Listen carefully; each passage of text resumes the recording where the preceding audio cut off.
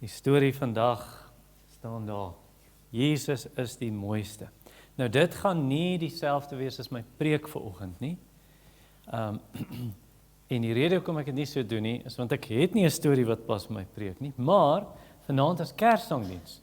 En ons gaan nou praat oor Jesus wat gebore is en wat vir ons die ewige lewe gebring het. So, die preek wat ek vanaand gaan preek, die versie sê so: en julle sal die koning in al sy skoonheid sien. Julle gaan sien hoe mooi is hierdie koning.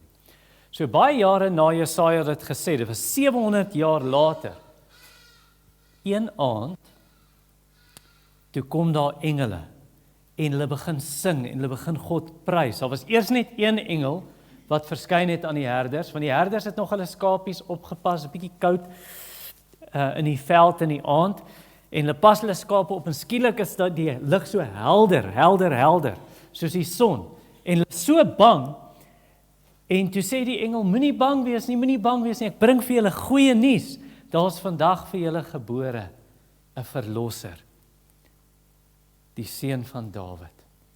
En toe hardloop hulle Bethlehem toe, want die engel het gesê, hier so julle weet, dis die regte baba. Die baba gaan nie in 'n bedjie lê of in 'n hospitaal nie, die baba gaan in 'n krippie lê. Nou krippie is waar jy mos die kos vir die beeste gesit het en die donkies. So julle gaan die babietjie daar kry. En toe kom al die engele word toe sigbaar en hulle prys God wat in die hoogste hemel is en hulle sê nou is daar vrede op aarde vir al die mense oor wie God bly is. En toe hardloop die herders en toe kom hulle daar en wat sien hulle? Hulle sien in die krippie, sien hulle die baba, hy so toegedraai in sulke lappies. Nee, soos as jy nou pop speel, veral as jy nou kleiner dogtertjies, jy het 'n poppie, wat het jy daar? Dit is soft toy. Okay. Maar jy weet mos as jy pop speel, dan draai jy mos die babietjie so toe in 'n kombersie, né? En so het Jesus so in lappies gelê, so toegedraai. En toe gaan hy so, jy weet as jy baba sien, so cute. En hulle sien die baba lê daar, en hy's mooi, maar die herders het nie net 'n mooi baba gesien nie. Hulle het iets anders ook gesien, want die engele het vir hulle gesê, hierdie is die seun van God. En hulle het vir Maria vertel, en vir Josef vertel, wat die engele gesê het, en toe het Maria net so gegaan. Dit was vir haar so spesiaal, en sy wou dit nooit ooit vergeet nie. En toe later, paar maande later, toe kom die wyse manne, met hulle kamele, want hulle het van 'n ver land af gekom, en toe volg hulle 'n ster, en toe die ster so gaan stil staan bo 'n huis, want Jesus was in daai huis. En toe gaan hulle ook in, en hulle het nie net 'n klein seentjie gesien nie, hulle het iets anders gesien, want hulle het geweet wat die Bybel sê, want baie lank voor dit, het Micha gesê, dat hy gaan in Bethlehem gebore word, maar daai een in die krippie, lewe nog, hy het eintlik lank gelewe voor hy gebore is. En toe prys hulle hom, en hulle bring persente vir hom, en hulle sê, hier is ons goud, en die ander gee vir hom wierook, en die ander gee mirre, en is soos baie spesiale parfuum, en olies, en toe aanbid hulle hom, hulle buig voor hierdie klein seentjie, en hulle prys en aanbid hom, want hy is nie net 'n klein seentjie nie, hy is ook God. So hulle het gesien, Jesus is regtig die mooiste, nie net want hy lyk buitekant miskien mooi nie, 'n cute baba of 'n klein seentjie, maar hulle het geweet wie hy is. En toe het Jesus groot geword, en eendag, toe sê hy vir sy 3 disippels, jy, en jy, en jy, ek wil hê julle moet saam met my kom, ons gaan bergklim vandag. En toe gaan klim hulle teen 'n berg op, en hulle was bietjie lank daar, en toe het Petrus moeg geword, en vaak, want jy word mos maar moeg as jy bergklim. En toe raak hy in die slaap. En toe raak Johannes later in die slaap, en later slaap Jakobus vas. En ewe skielik, toe skyn Jesus sy gesig soos die son. So dit was nie die son wat op hom skyn, soos in 'n spieël en dan skyn hy aan die ander kant toe nie. Die lig was van binne hom. En sy klere is so wit soos weerlig, so helder. En toe word Petrus skielik wakker en hy sien nie die lig en is verskriklik bang. En toe sien hy Moses en Elia staan langs Jesus, want hulle het uit die hemel gekom. En toe sê hy, Jesus, kom ons bou gou 3 tente, een vir Moses, een vir Elia, een vir U. Hy het nie eens geweet wat hy sê nie. Want hy was so opgewonde en bang en de mekaar en alles gelyk, en moeg.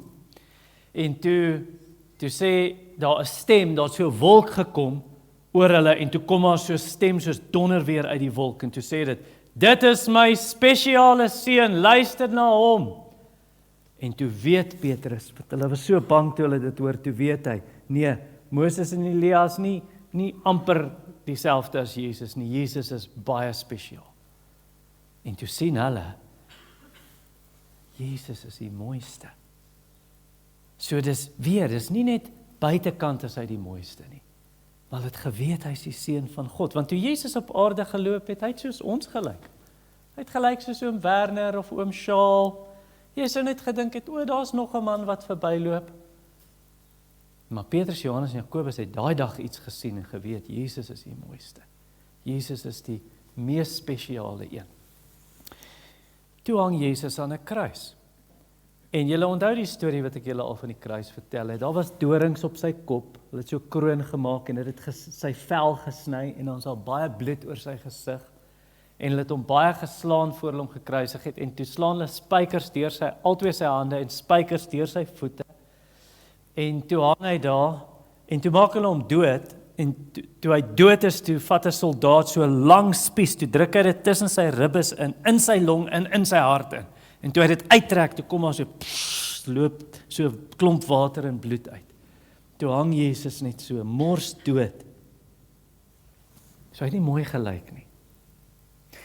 Maar daar was 'n soldaat daar by die kruis. En toe besef hy, Jesus is die mooiste. Want hy het nie net buitekant gesien nie. Hy het besef, hierdie man is die seun van God. En toe sê hy dit ook. En toe is Jesus begrawe, en toe hy uit die dood uit opstaan, en hulle sien hom, toe weet al die disippels, Jesus is die mooiste. Toe weet hulle, hy is die seun van God. Hulle het dit voor die tyd geweet, maar nou het hulle nooit weer getwyfel daaroor nie. En toe 40 dae later, terwyl Jesus met hulle praat, toe lig sy voete so van die grond af op. En toe gaan hy op, en toe gaan hy op, en toe gaan hy op, en toe verdwyn hy. Toe 'n wolk het so oor hom gegaan. In die wolke in, en toe is hy weg. En toe hy in die hemel kom, toe prys die engele hom. En toe prys Abraham hom, en Isak, en Jakob, en al die Christene wat al in die hemel was. Toe weet hulle, Jesus is die mooiste, want hulle weet hy is die seun van God. En nou sit hy op 'n troon, en hy regeer, want hy is die koning, hy is die mooiste. En die Bybel sê vir ons in Psalm 45, hy is die mooiste van almal. En eendag gaan hy weer kom op die wolke, net soos hy weggegaan het daai dag. En ons gaan hom sien, en sy gesig sal skyn soos die son. En Paulus skryf vir ons in een van sy briewe, hy het vriende gehad in 'n dorp in Griekeland, in Thessalonika, toe skryf hy, liewe Thessalonisense, eendag gaan Jesus weer kom, en julle gaan weet, hy is die mooiste. Julle gaan hom prys en bewonder, en net gaan, julle gaan so bly wees om hom te sien. En ek sal baie graag wil hê, Klaasie, en almal van julle, ek sal baie graag wil hê, dat julle hom ook sien, want julle gaan hom sien, maar dat julle ook sê, hy is my verlosser, en hy is die mooiste, en dat julle hom saam gaan prys daai dag. So glo in hom, en wees lief vir hom, want hy het julle lief gehad, heel eerste. En dit is toe hy aan die kruis gehang het, toe hy lelik gelyk het, maar toe die soldaat geweet het, Jesus is die mooiste. Kan julle gaan sit.